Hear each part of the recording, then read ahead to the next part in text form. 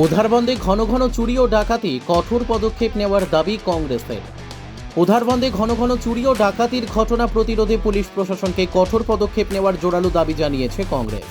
শুক্রবার শিলচর জেলা কংগ্রেসের এক প্রতিনিধি দল কাছাড়ের পুলিশ সুপার নোমাল মাহাত্তোর সাথে দেখা করে এই দাবি জানিয়েছে। পুলিশ সুপার অতি সত্বর এসব ঘটনার সঙ্গে জড়িতদের গ্রেপ্তার করার পদক্ষেপ নেবেন বলে প্রতিনিধি দলকে আশ্বাস দিয়েছেন। পুলিশ সুপারের কার্যালয় থেকে বেরিয়ে এসে সংবাদ মাধ্যমের মুখোমুখি হয়ে শিলচর জেলা কংগ্রেস সভাপতি অভিজিৎ পাল বলেন, বিগত কিছুদিনে শালগঙ্গা, রাধাবল্লভ আশ্রম ও খাসপুর রাজবাড়ি সংলগ্ন প্রয়াত অসিত রায়ের বাড়িতে চুরি ও ডাকাতি সংঘটিত হলো। এছাড়াও উধারবন্দের পানগ্রাম সহ অন্যান্য স্থানে একাধিক চুরির ঘটনায় গোটা এলাকায় চাঞ্চল্যের সৃষ্টি হয়েছে। মানুষ নিরাপত্তাহীনতায় ভুগছেন। অনেক স্থানে নিরীহ মানুষ রাতে শান্তিতে ঘুমোতে পারছেন না। তাই আজ পুলিশ সুপারের সঙ্গে সাক্ষাৎ করে এসব বিষয়ে আলোচনা করার পর উধারবন্দ ব্লক কংগ্রেসের পক্ষ থেকে একটি স্মারকলিপি প্রদান করেছে কংগ্রেস, বলেন অভিজিৎ।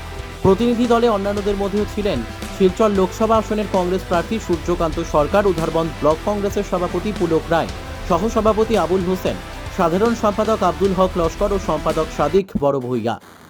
উধারবন্দ থেকে শিবাজি ধরের রিপোর্ট, নববার্তা টুডে।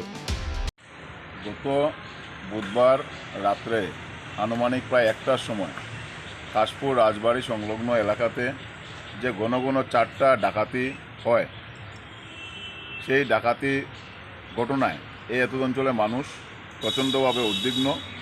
তার আগেও রাধাবল্লভ আশ্রম একটা এই ধরনের একটা দুর্ঘটনা ঘটেছিল এবং এছাড়াও খাসপুর বা শালগঙ্গা সংলগ্ন এরিয়াতে রাত্রে নেশা যেভাবে চুরি ডাকাতির উপদ্রব বেড়েছে, সেটা নিয়ে উধারবন্দ ব্লক কংগ্রেস কমিটি গতকালকে সরজমিনে গিয়ে সেই যে পরিবার, সেই পরিবারের সাথে দেখা করে ওনাদের খোঁজখবর নিয়ে আসেন এবং আজকে আমরা শিলচর কাছাড় জেলার পুলিশ সুপারের সাথে আমরা দেখা করেছি কংগ্রেস দলের পক্ষ থেকে এবং আমরা এসপি মহাশয়কে অনুরোধ জানিয়েছি যে অতি সত্বর যেন এই ডাকাতদেরকে ধরা হয় এবং এই এত অঞ্চলের মানুষকে কিভাবে শান্তিপূর্ণভাবে এবং